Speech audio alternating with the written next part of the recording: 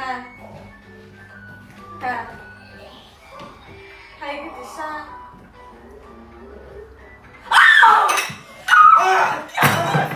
Yandı, yandı. Çok yandı. Yandım.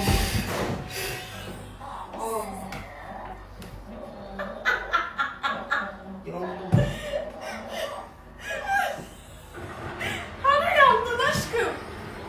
Ay aşkım. Hani yandın? Niye yandın? Yandın da ilk.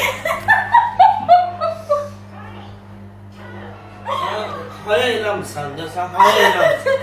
Sən bir dəfə mənim rəyim partladacaqsan, bir dəfə gəlib mənim axırıma çıxarsan, zamını dincəlsən, hayal eləməyəcəksən. Qaynar. Özüm ölüm videoların xəttini edəcəm. Bəlkə and olsun, yer sus. Bəlas pulu. Ya soyuq çaydan artist yeriyib yandım diyen nənəm idi, ya mən idim. Mən nə bilim, psixoloji insan elə bir işi istidir. Hayır. Onu çıxartmıyorum, bir də bir şey yatağını dəyişib, yaş elədim məni. Allah rəhmət eləsin.